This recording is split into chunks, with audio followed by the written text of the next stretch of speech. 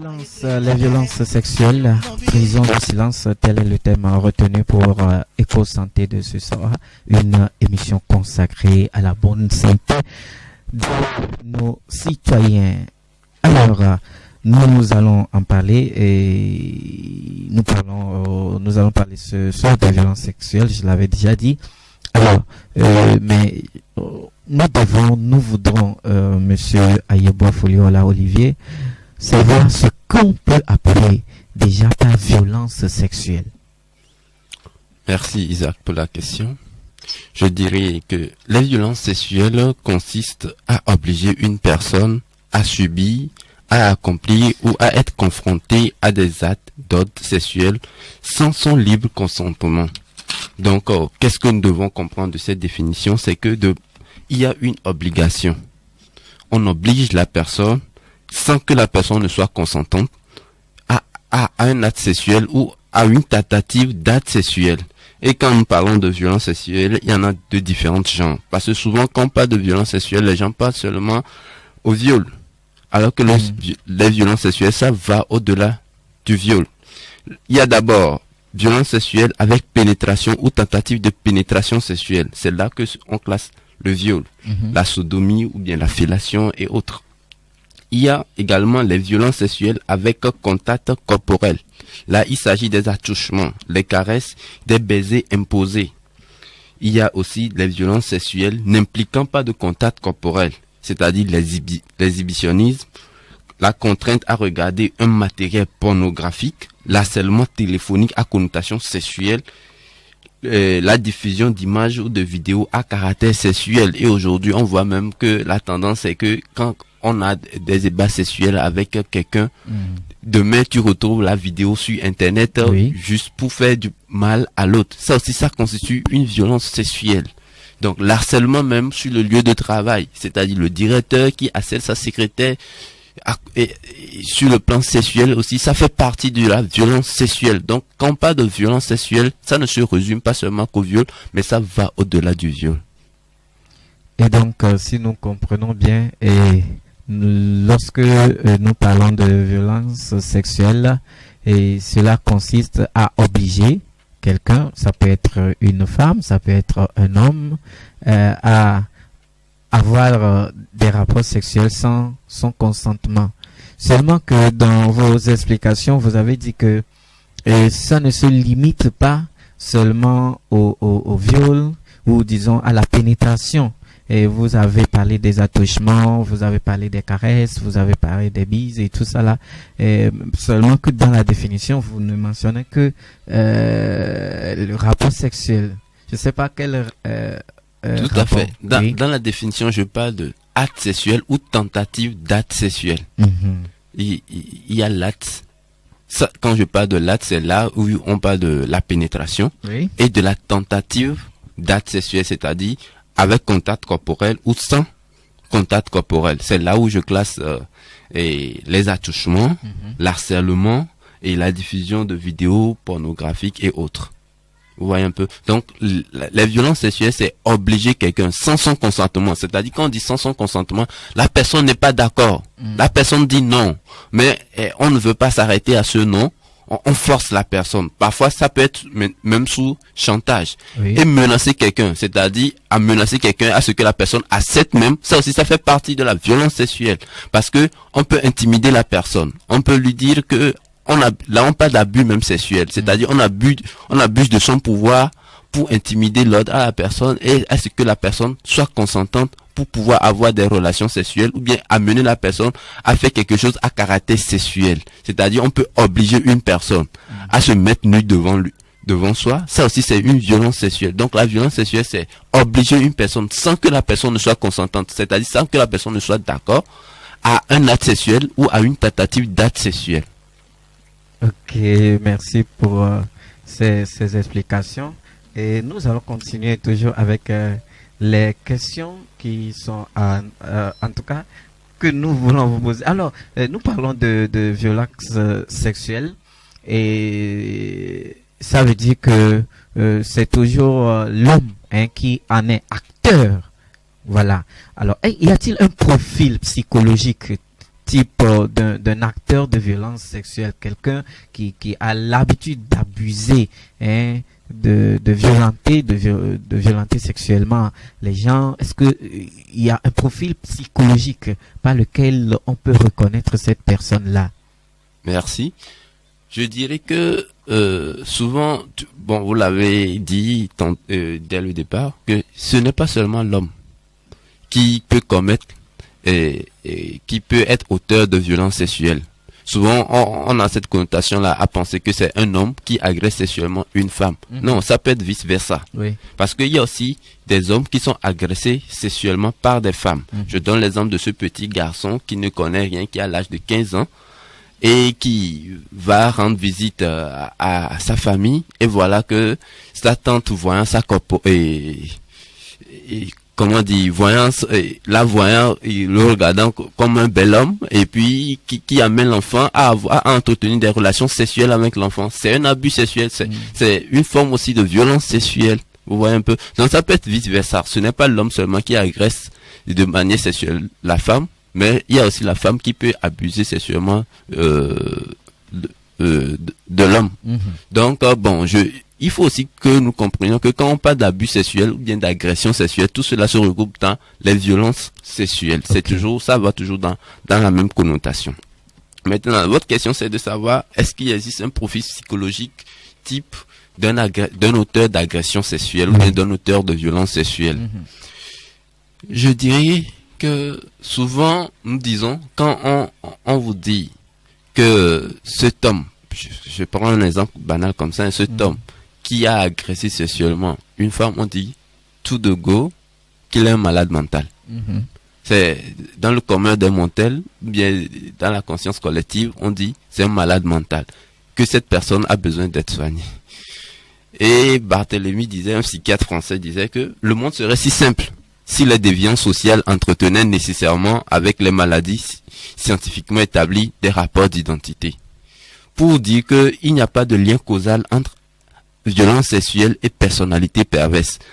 L'amalgame que nous faisons très souvent en pensant que les auteurs de violences sexuelles sont des gens qui ont des troubles mentaux. Donc, le fonctionnement psychologique des auteurs de violences sexuelles est divers dans ces manifestations comportementales. Et il n'y a pas de profil psychologique unique. Néanmoins, les études scientifiques menées dans divers pays ont relevé certains facteurs communs chez les auteurs de violences sexuelles. Et parmi ces facteurs, nous pouvons d'abord citer, en premier lieu, le profil même. C'est-à-dire, il y a un auteur qui est incestueux, il y en a deux, incestueux et un auteur non incestueux. Incestueux, ça veut dire que l'auteur est membre de la famille de la victime. C'est-à-dire, l'auteur appartient à la famille de la victime. Donc, ils se connaissent.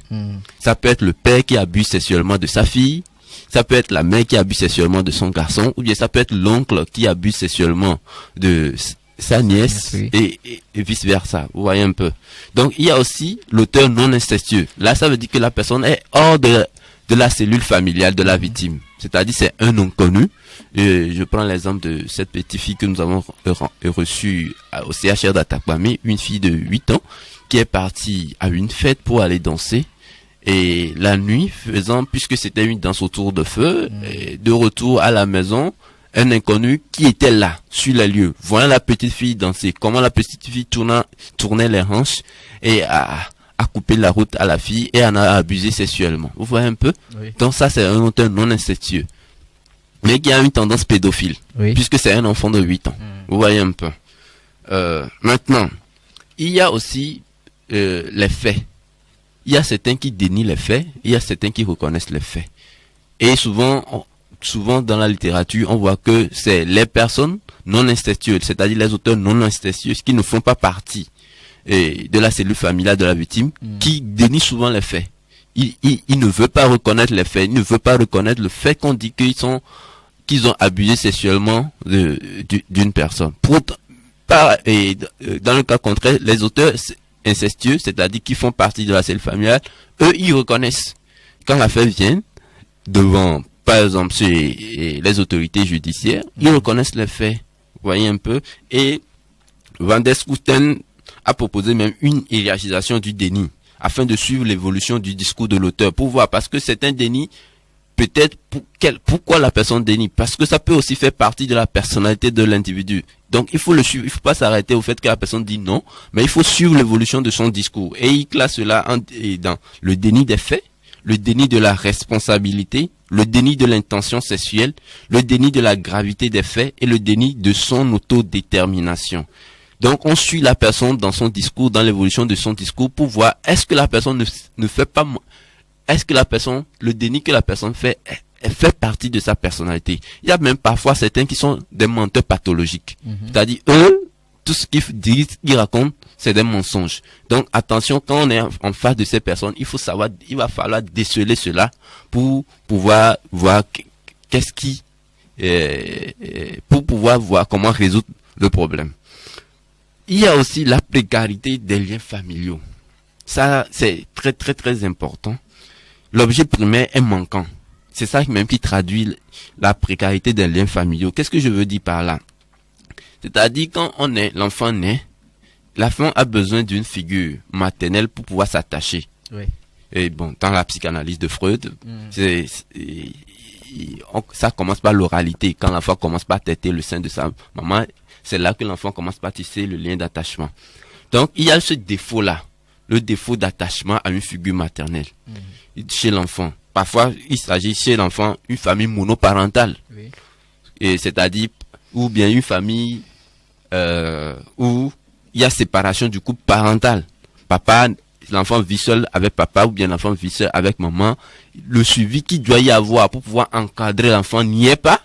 Donc, il y a ce défaut-là. C'est des personnes qui n'ont pas pu avoir une relation affective stable avec leur mère ou la figure maternelle. Ainsi, la confrontation avec l'imago féminine maternelle est désorganisante. C'est-à-dire, pour eux, pour ces genres de personnes, c'est prouver son amour envers une personne, c'est faire acte de violence. Et cette personne maintenant, ce qui ensuite, c'est qu'il y a eu ce défaut de mentalisation,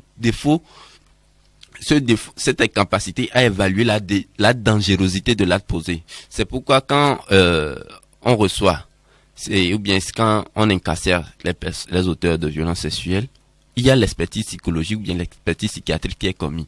Et dans la formulation par le juge d'instruction, on dit, est-ce que évaluer la dangerosité chez l'individu? Parce que chez un individu, pour lui, c'est tout à fait un acte normal. Agresser quelqu'un de manière sexuelle, pour lui, il ne voit rien de grave là-dedans. Parfois, il y a ces personnes même qui font actes de violence sexuelle ont été victimes dans leur enfance d'abus sexuels. Et cela a engendré une certaine blessure psychique. Maintenant, pour ces personnes-là, qui sont dans un état d'angoisse permanent, ils cherchent à se soulager.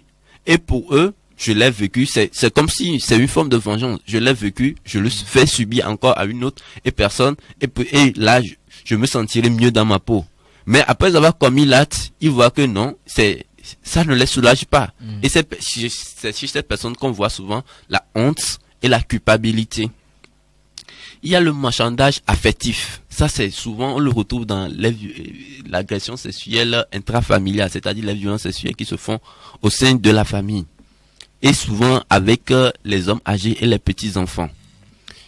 Première fois, la personne vient, il achète un cadeau pour la petite fille. Deuxième fois, il vient, il essaie d'établir une relation affective entre lui et l'enfant. Oui. Et maintenant, c'est ça qu'on appelle le marchandage affectif. D'abord, ça commence par les cadeaux. Après, ça s'ensuit les attouchements. Il commence par toucher les parties sensibles de la fille. Et jusqu'à ce que, quand on ne l'arrête pas, il va à la pénétration. Il y a aussi une structuration état limite de la personnalité. Là, c'est la personnalité même qui est défaillante. C'est-à-dire la personnalité n'est pas bien structurée. Et c'est souvent, ces genres de personnes sont des personnes narcissiques. Ou bien, on dit souvent borderline. Donc, c'est l'ego. Il y a l'ego surdimensionné de la personne. Par exemple, ça, c'est sur les lieux de travail, les formes d'agression sexuelle qu'on rencontre souvent sur les lieux de travail. Par exemple, j'ai reçu une fille la dernière fois qui me disait, le directeur, il est tellement narcissique il est imbu de sa propre personnalité. À tel point que quand il fait les avances à la fille dit non, pour lui, il a été blessé, son ego a été blessé. Donc pour pouvoir relever le défi, montrer à la fille que lui, c'est là qu'il a tenté. il a tenté maintenant d'agresser sexuellement la fille. C'est-à-dire, il y a eu tentative, mais il n'y a pas eu pénétration quand même. Vous voyez un peu. Oui. Donc, c'est tout un tas de choses qui est commenté. Il n'y a pas un profil type, mais il y a différents éléments qu'on retrouve souvent chez ces personnes-là. Ok, merci pour ces détails. Nous parlons, chers amis auditrices, auditeurs, des violences sexuelles. Il faut qu'on brise le silence. Et ce soir, c'est Monsieur Ayeboa Foliola Olivier qui répond à nos questions. Alors, je vais aller rapidement en éveil pour voir si je peux rester fidèle à tout ce qu'il vient de nous dire. Alors, nous vivons vite dit non là au mien d'autres bokona mais mi on va mi ape wona si kemi wona jurasi a jurachu otoga ton plafond va se regarder que afin si que dit mi dans korobe éco santé e gba mi le fun kure botodo akpase se nti allo mia gbole nenema botodo akpase se nti le benan kamia pour nous les nenen pe enwanti que nous cahiers ou les watim ayobe agbododo akpasese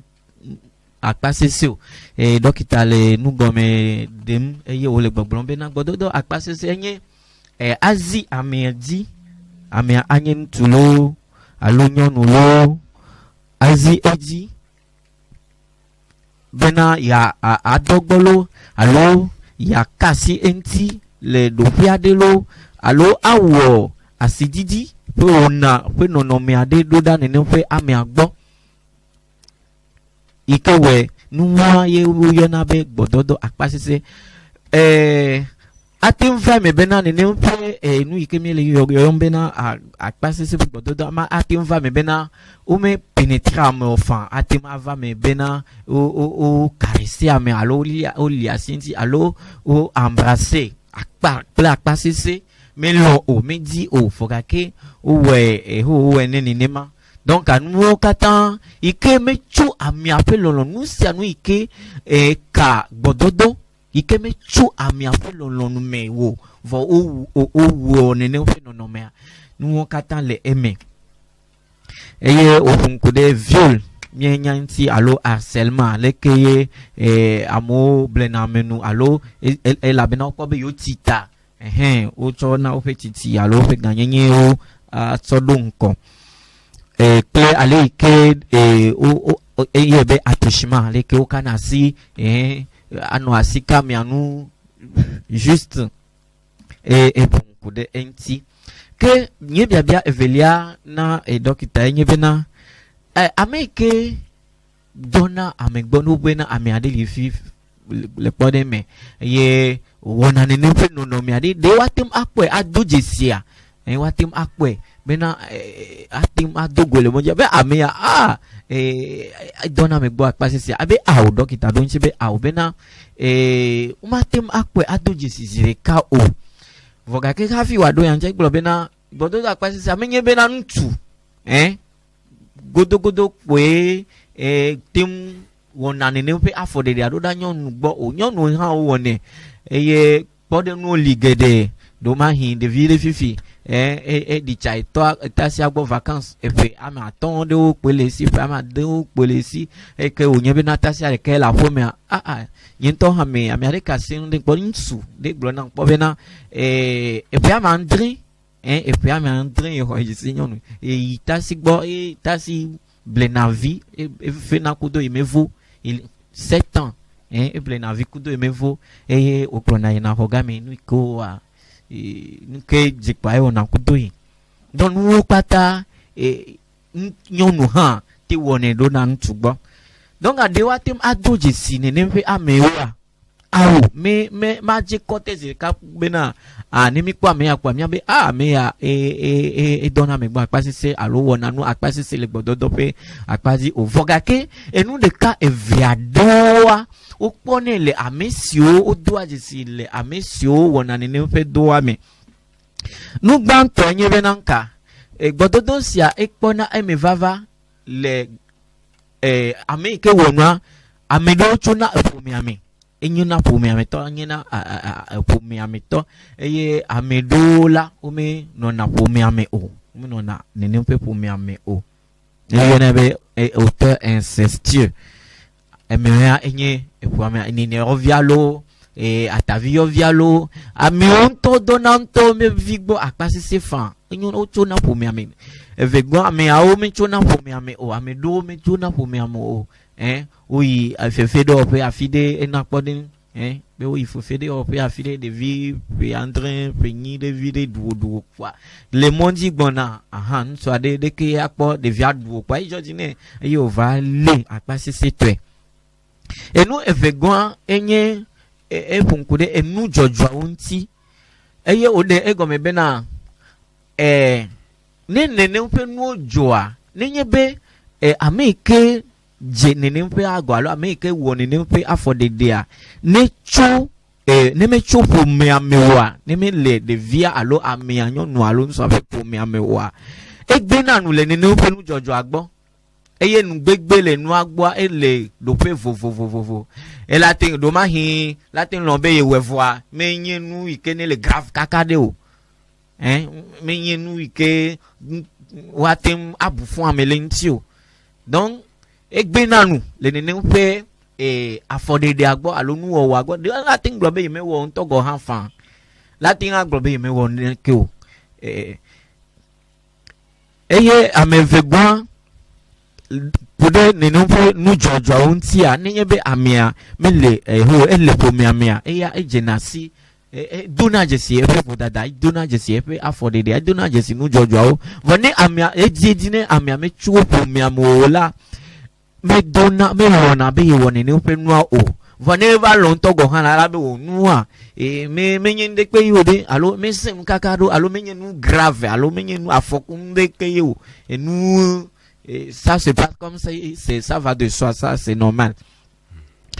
Et nous, de cas que va donner le amesio, on a ne affordé des agua. On y amesi, on y amiado, et dila, et ope, alors ope dilao, et dilao la, mais non a et du o, doma hin, amiala, et no akwepo di kaka oti.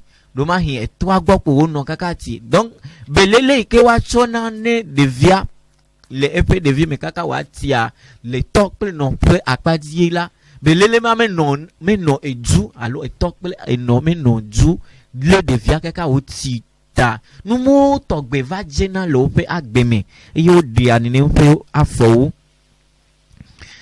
eve ame nu si o ga ton old ga ten doa jesi le nene pe ame ope agbeme nye menka doma hi lo pe de vi me alo lo pe chome va yi me la won to go ha wo nene pe nwa le wonti wo nene pe o de nene pe afwa le wonti o do gbo apasese le ntu pe akpaji le nyonu pe akpaji ike webe na no va ti la o jina be yo ha yo ne we koko ha fi avo yo ne wonu akple amia ele si wa bia hon ni yo abia hon kple yo abia hon hafi yo avo eyo ga fonkude aleke ochona enuna nao soblena amonu soblena de vionu ami yo wona ne nempe doa ojene gome amegede ojene gome ni nema egbe anova po de via one bieve one pono inso wanega inso no gba va tonton va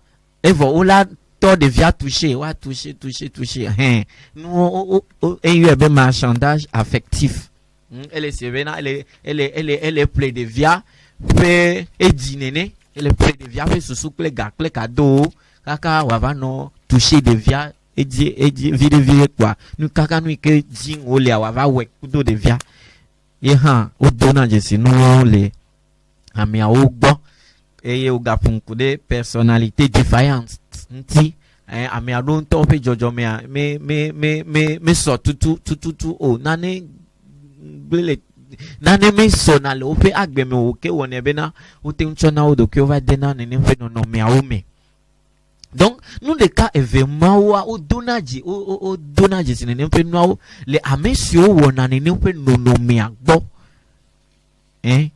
enya yenye enya ke o blokude bododo akpasisenti les enya de ka evesio mie bien la main. Nous vous disons merci et nous revenons autour de ce plateau. Nous allons continuer toujours avec le même thème, les violences sexuelles, brisons le silence. Alors, vous avez maintenant donné quelques aspects aperçus d'un acteur de violence sexuelle, surtout sur le plan psychologique. Alors, quelles peuvent être les conséquences des violences sexuelles chez la victime? Merci Isaac. Les conséquences sont multiples. Et tout d'abord, les violences sexuelles ont des conséquences néfastes sur la santé physique et mentale de la victime, voire même mortelle. Et sur le plan physique, on a les traumatismes gynécologiques, grossesse non désirée. Et la grossesse qui n'est pas désirée, la victime qui cherche maintenant à avorter, et peut-être par malheur, l'avortement se passe mal et la personne peut décéder.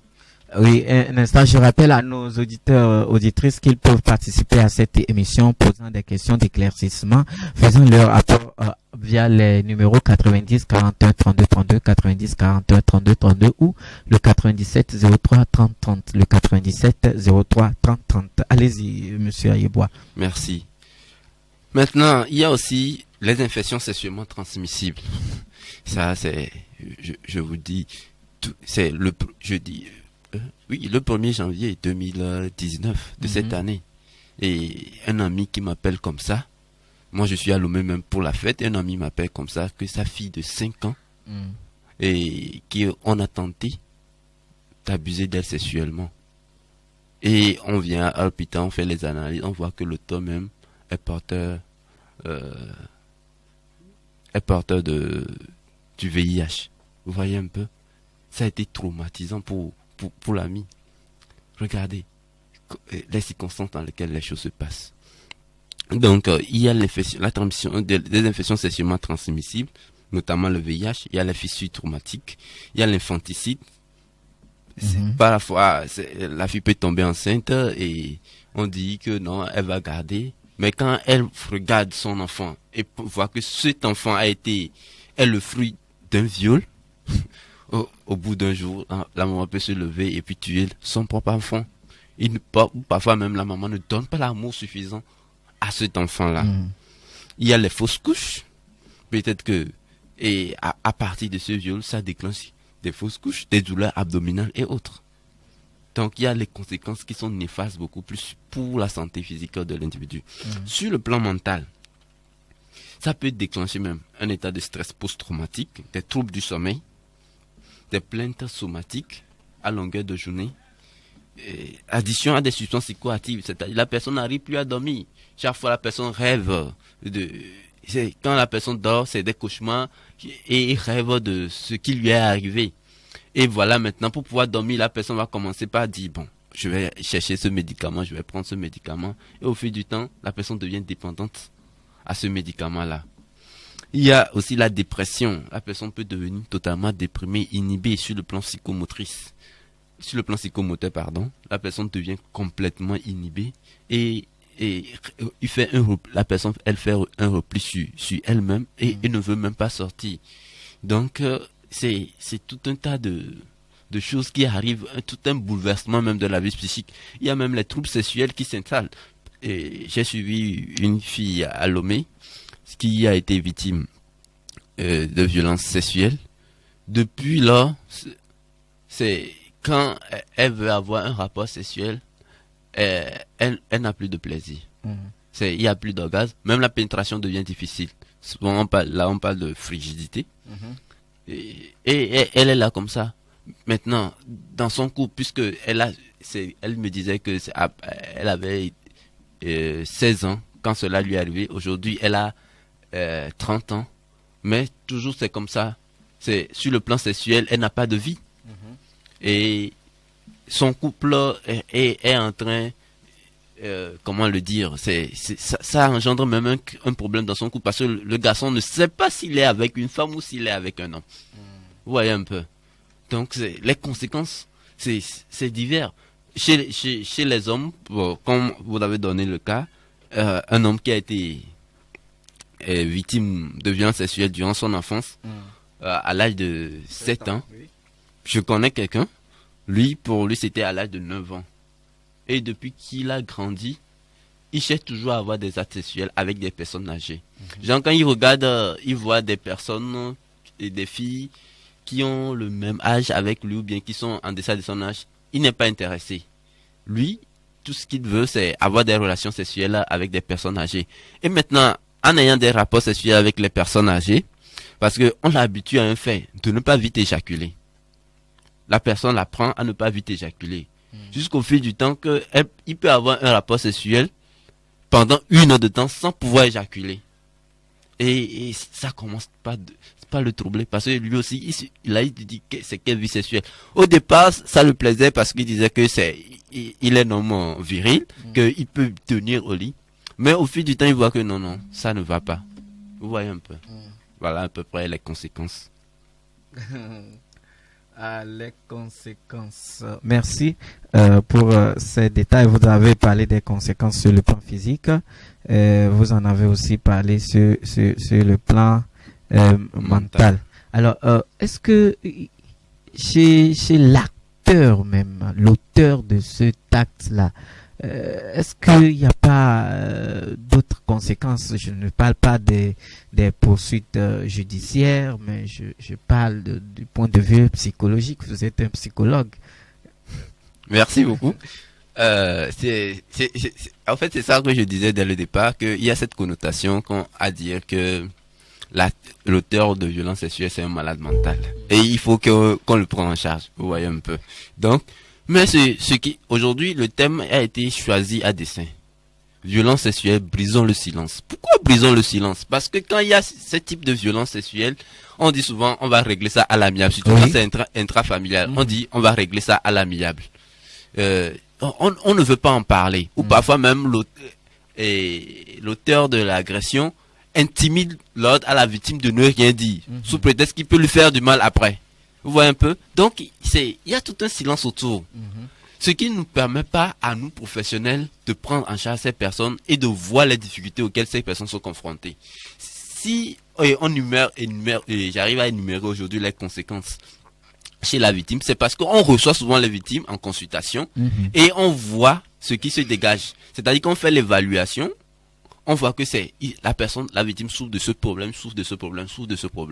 Quant à l'auteur, souvent, l'auteur, nous le recevons quand il s'agit d'expertise.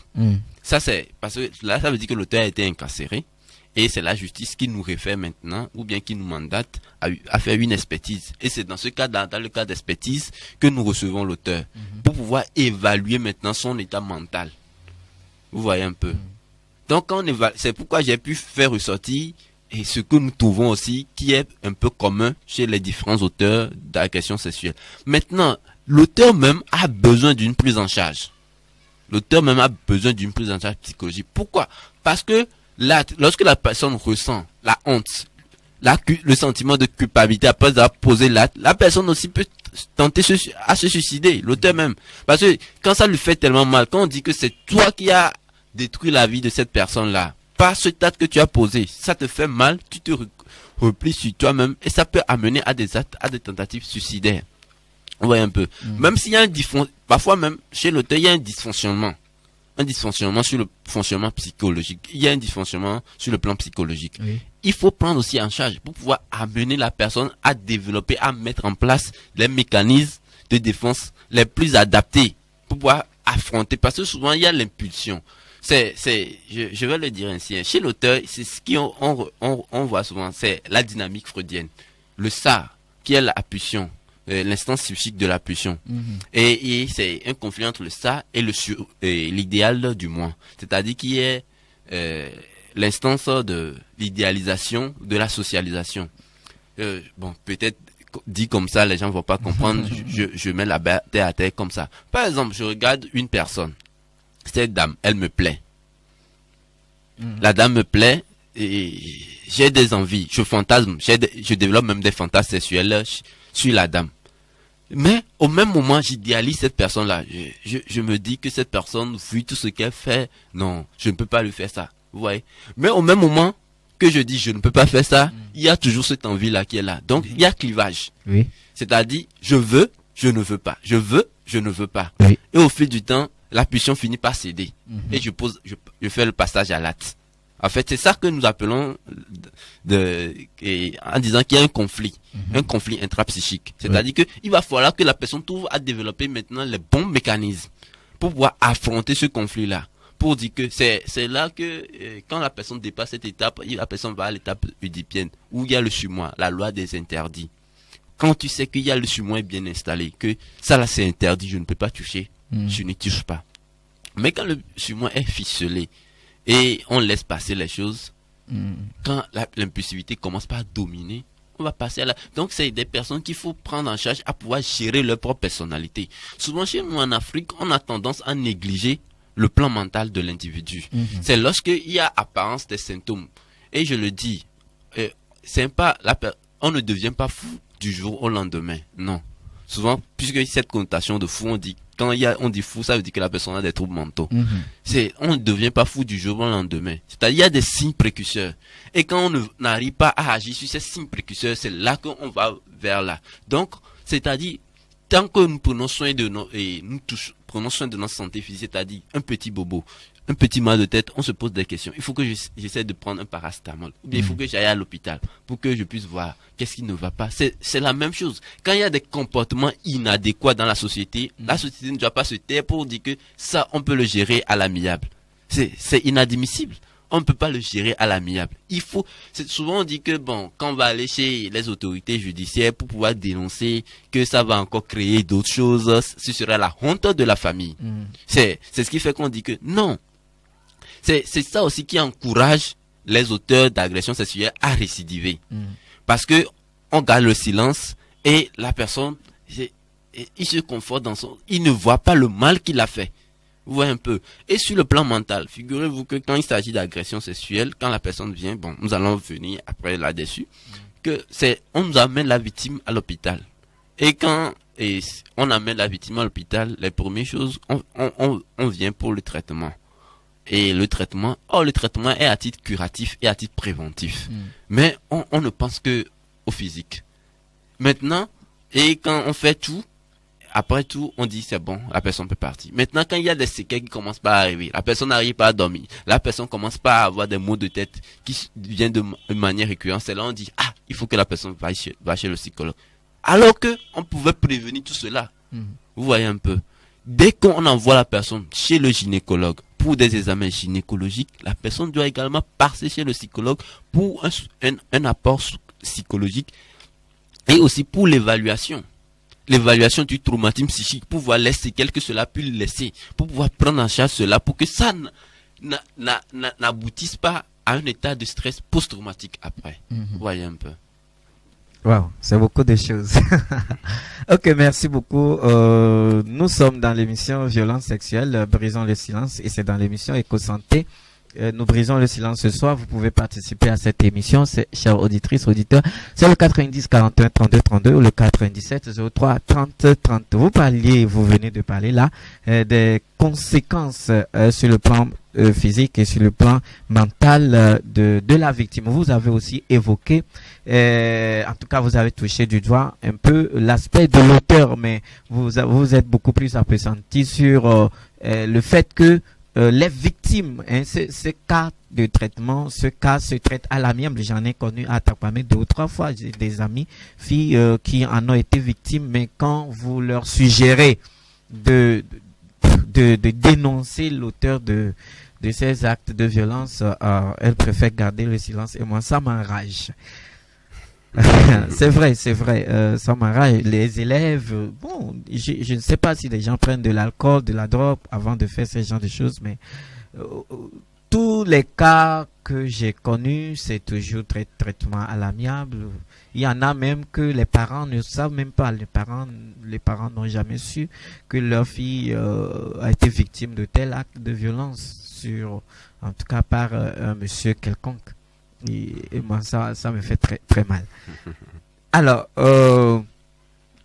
Est-ce qu'il y a un traitement à mettre en place après un acte de violence sexuelle?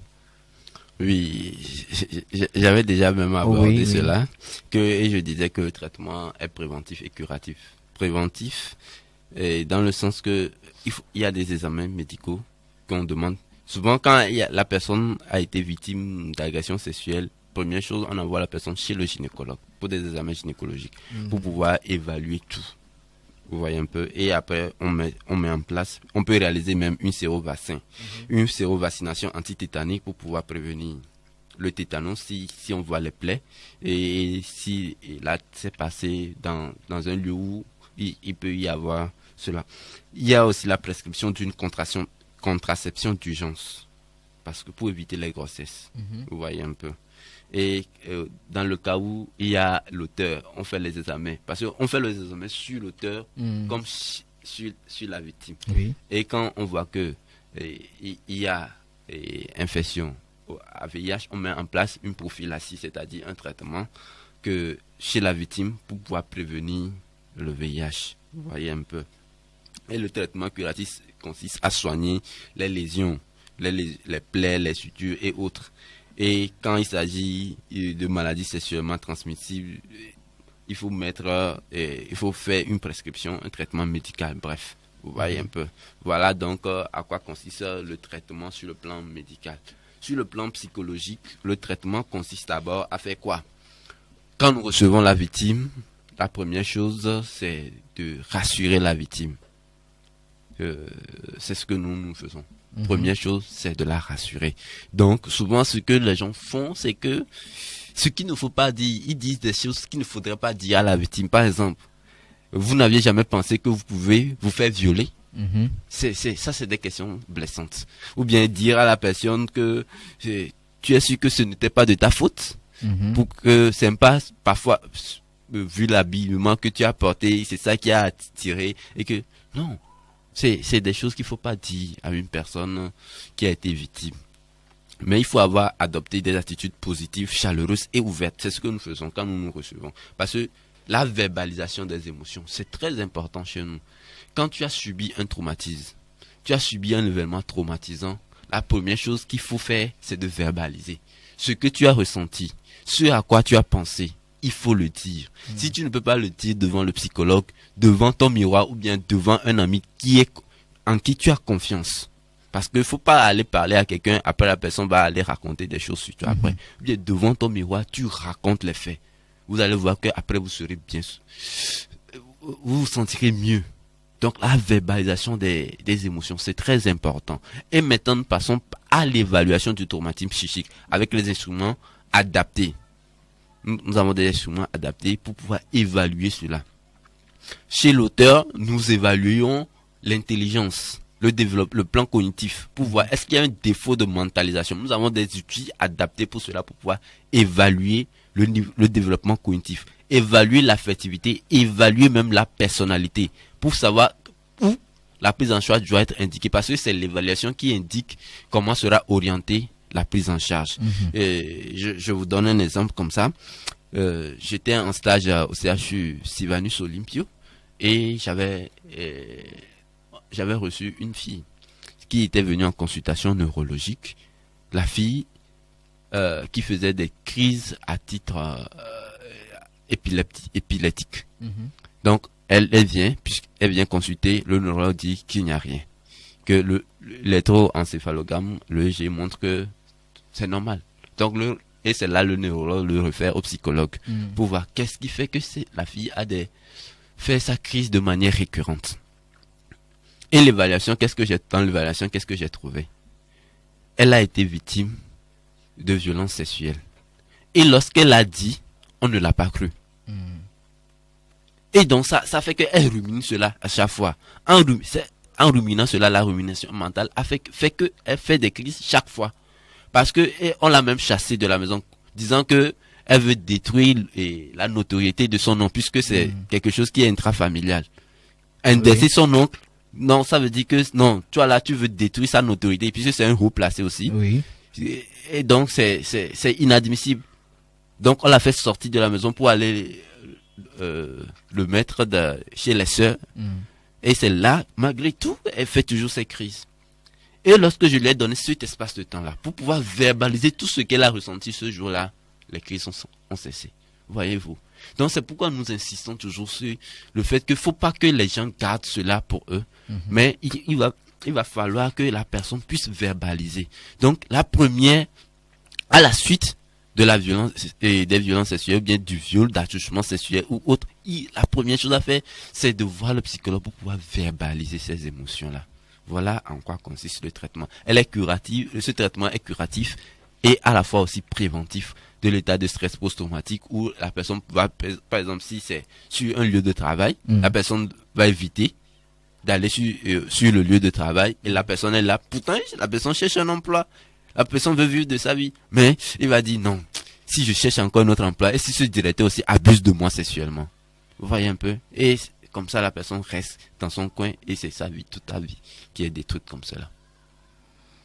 Ok, merci. Je vais ramasser rapidement ce que vous avez dit là. En effet, non vite dit non là vite bien donc ta bena nenyebe over do ame adegbo akpase serinka atinye nu mechonuna nenompe ame ape agbo yo funkode enu ave etwandonti veveto ame atem afofu ike doma hi me po dene alo yin to me po legbe soso na fofo va afwe enebe grossesse non désirée eku atem a dogocho emenefa la bena ame adu no fo gbodo me fun nene alo fo fu mao nene olajila de eye fu de aminya nke atem ava dogocho emefa ame adu hona dolele dolele abesida ene eye na nyonu egede adola no po bena a evia ou do yogbo akpase seye hafi yo di la ejrona mi adobe yo a ou de viafan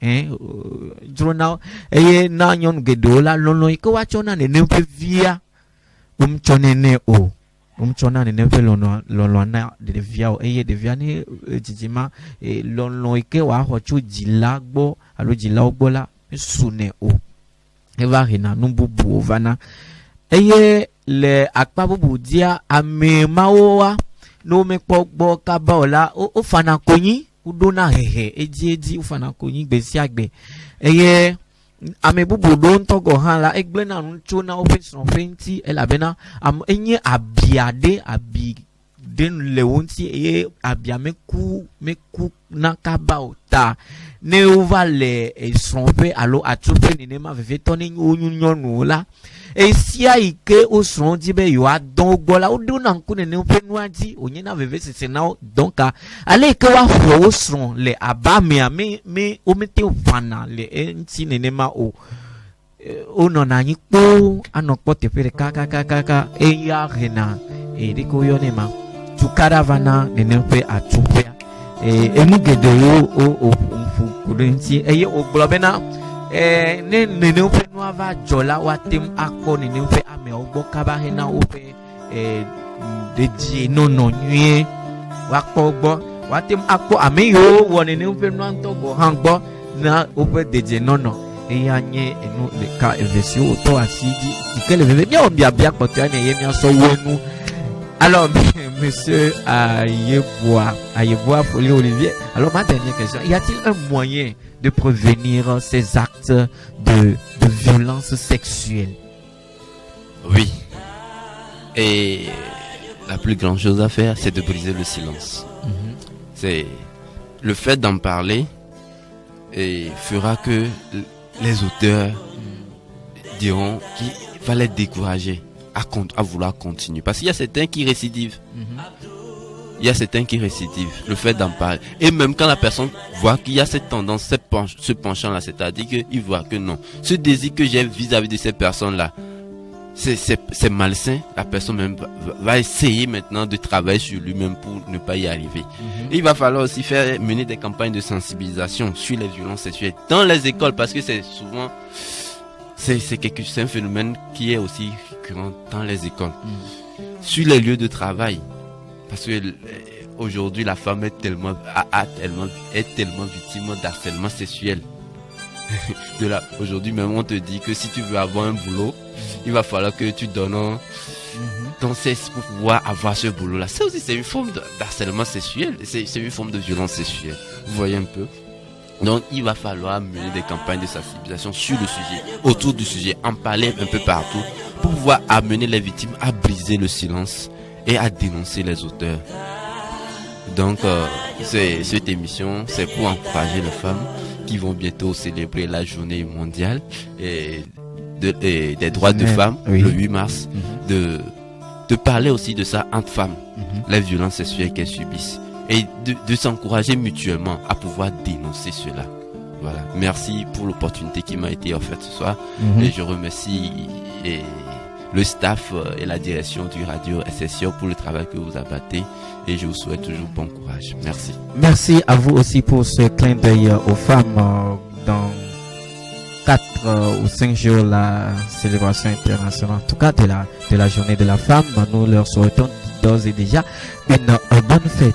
Merci à vous, monsieur Ayuba Folie-Olivier, pour avoir disposé de votre temps pour répondre à nos questions, nous donner des explications en ce qui concerne les violences sexuelles. Alors, maître mot à retenir, il faut briser le silence lorsque vous êtes victime de ces actes de violence sexuelle. Surtout, je m'adresse aux filles. Brisez le silence, parlez-en à vos parents, parlez-en aux autorités compétentes pour que les fauteurs de troubles, les auteurs de tous ces actes sexuels, arrêtent de faire ça. Parce qu'aujourd'hui, c'est toi, peut-être ce serait ta petite sœur. Arrêtez de garder toujours le silence. Alors, chères auditrices et auditeurs, merci à vous qui nous avez suivis dans cette émission. Nous vous donnons rendez-vous lundi prochain pour un autre numéro d'Éco-Santé. Derrière la baie vitrée, il s'appelle DJ Maxwell 13 étoiles au micro. Je suis Isaac Abodi alias Grayson, le prudent.